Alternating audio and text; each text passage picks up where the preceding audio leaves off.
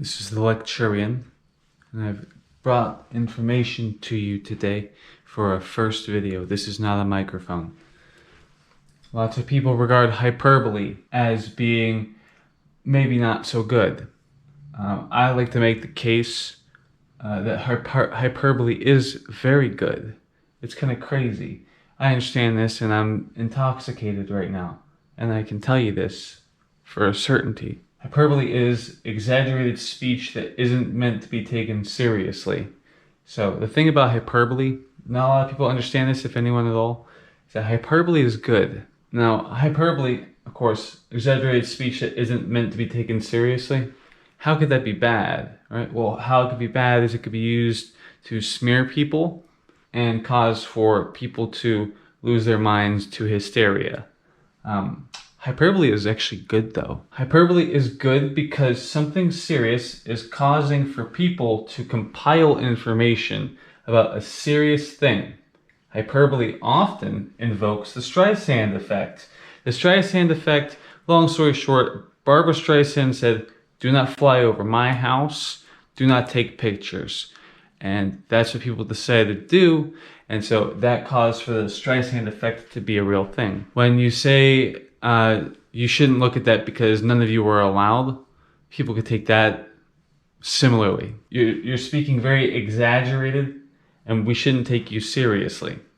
So you'll find that when people are being told that what you think is incorrect about a group or this, that, the other thing, again, it is exaggerated speech that isn't meant to be taken seriously. So it can really be about quite a lot of different things. I can't give you all the best examples, but people often use it to say, look at politics. The whole all men, terrible people. These people, all men, they believe this because they think that all men are evil. All liberals want the world to be destroyed. That's hyperbole. When you deal with a hyperbolic statement, when you deal with that, what happens is people will ask questions. Now, when questions are asked, some people decide to get up to answer this situation themselves. So you have people do the hard work, compile the information. Then people, they start to do things like archive things. So at first it's, this blanket statement is good. We should be, working alongside it as part of reality, right? So people go, no, we're not doing that. We're going to disobey the sentiment. We're not going to take to your statement as how we should really view these things. So Streisand effect starts to take hold. As an example, saying that all X is Y inspires people to investigate things that we shouldn't forget. This is very important. Because if you need to say, prove that, this group here or this thing here is very much like the way it's being said, talked about, So this is what happens. You have people, they go and decide to make it so that you don't forget these things because they're being brought up again. Epstein's a thing we can go on about. When this happens, information becomes further archived. People may show their true colors, and you'll lose friends that are good to gain or lose. Some stereotypes may also see proving as well because the hyperbole and response elicit the truths and lies. Elicits brings over, as part of the fucking picnic. Everyone's bringing food. You elicit the food to show up. Some stereotypes may also see proving as well because hyperbole and response elicit truths and lies. So basically, stereotypes can be proven. They can be disproven by some measure in a way that society at large thinks maybe a little bit differently. Okay, so that happens. Black fatigue is a great example of this. Sorry, I don't write the things about reality the way that I'd like to. I don't control that. That's just the case. The trick is to measure every decision carefully. So basically, what's important about measuring every decision carefully, there was a sensation, a season of, we're looking at all of these shootings, these mass shootings, by the trans people. People were saying, you know, they clearly can't own a gun. They clearly are not allowed to own a gun. Not a good idea. People like me and others, we then look at that and say, this isn't a good idea, because if you want to say that trans people can't own guns, then you cause for people to lose their rights to firearms because there's another condition. Some people would refer to that as common sense gun control, because clearly the source of X is Y. Trans shootings. So that's why you have to be careful with what you do, because if you're observing some of this stuff too, with some of the shootings, all the shootings, a lot of them, you're going to notice that a group has been involved.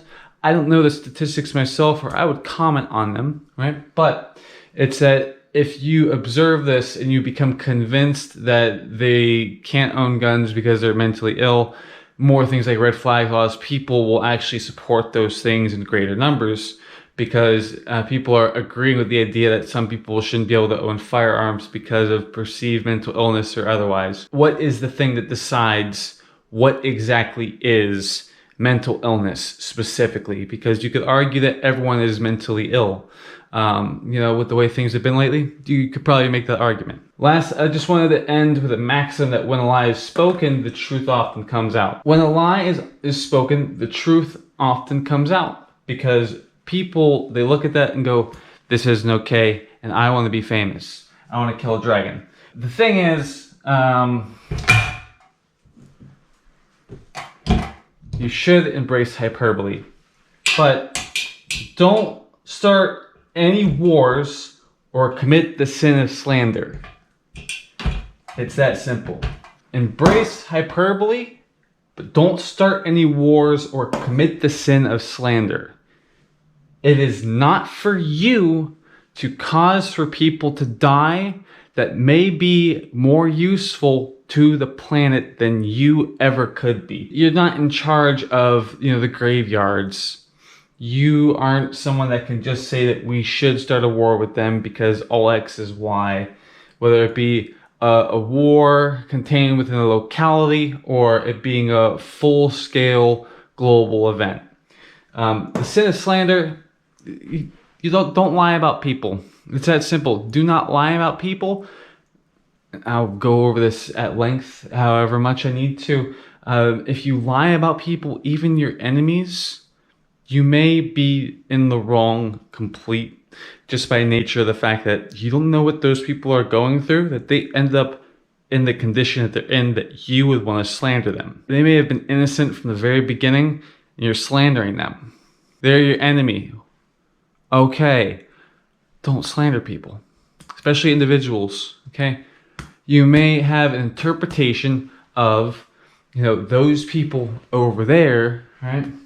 You may have an interpretation of them, but it's not for you to decide if they can live another day. That's not how that goes. So when you slander someone, you kill their, you know, professional world, their business life. You kill that. You do, you kill that, because you made it harder for people to think anything different if they've heard anything from you. And obviously you want to be successful at whatever you're doing, or you wouldn't fucking do it probably, would you? But you should embrace hyperbole. Don't be starting any wars. Don't be assassinating people with your pen. That's not a good idea. We don't want that for anyone that doesn't deserve it, okay? Hyperbole, what is it? Exaggerated speech isn't meant to be taken seriously.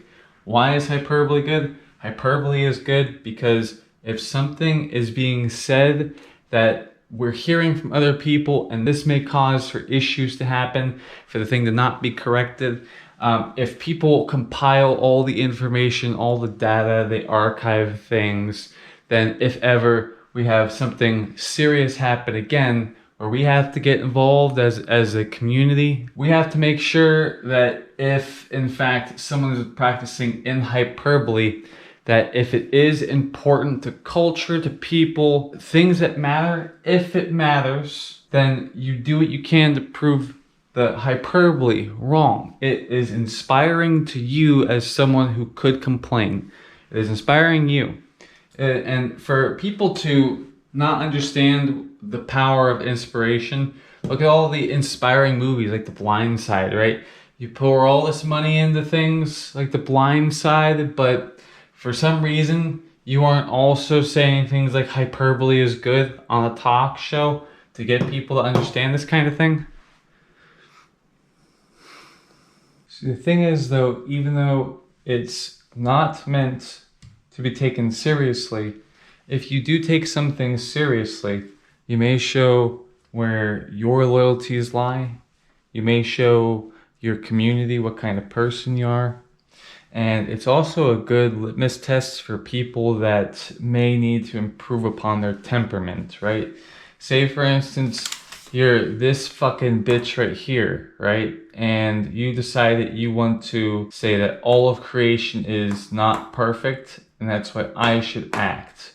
I should engage my own eugenics program to a degree, because if you turn all living creatures into mechanical, undying things, if you do that, right, hyperbole there, then what happens is you show people that you are corruptible, that you are a tyrant, that all you need is enough of a belief in something to decide upon being a piece of garbage to all of existence. Okay? You can talk up a big game all you want. The issue you're going to have time and time again is that you have decided to become extreme. So people who challenge that, even though maybe this shouldn't be taken seriously because it's a stupid idea, the idea that you can be perfect as a living creature or even a dead creature, there's no perfection to be found in this whole thing we got going on here, fictitious or otherwise. You know, when you stand on business, okay, people see that. So when people respond, that may, form the ground that you may trust upon when it comes to anything of the sort in the future, right? You think back to where your priorities lie, where your heart exists. You show people what your homeland looks like, what it's comprised of. You show people the meat and potatoes of your soup. Okay, all of this should be taken heavily into consideration, or you're going to have problems down the line because you have no basis for operation regarding, for instance, if you value morality, if you are someone that thinks that we shouldn't be allowing for hyperbole to go unchecked, because if we have people continue down a path saying things and it encourages stupid people to agree, and that's a problem, because then the culture itself is changed for the worse. Isn't meant to be taken seriously, becomes the reason for the season, thousands, countless impacted in some certain way. Hyperbole is good because it puts upon you the idea of challenging the challenge. Exaggerated speech, not meant to be taken seriously. Well, if you have a problem with the thing in the first place, if you were to take it seriously, why wouldn't you take it seriously even though you're not supposed to? Hyperbole is good. Brings people together. And most importantly, if something bad is happening, it should cease to be. And if we care about anything that's happening right now, wherever, maybe we'll look at hyperbole a little bit more seriously. Because even though it's not to be taken seriously, we should respond to that by going, well, it's been a while since we talked about that actually, hasn't it? It's been a while. So I say to you, if in fact it's a good idea for you to ruin people that may even put you in their crosshairs because you may fit the mold or whatever, right? This here, if you can answer that, that means that it mattered. It mattered to say something. It did actually matter. It had great value to clarify the thing. You bring notoriety to yourself because you probably have something that is important to say about the thing. But to end this video, keep in mind one thing. This is how grifters are born as well. Thank you so much for watching. I hope this was of some value to you or someone you know, maybe. I hope that you'll like and subscribe and all this other shit because, I mean, that's just, we have to fucking ask people to help us out. So could you do that, please? Please?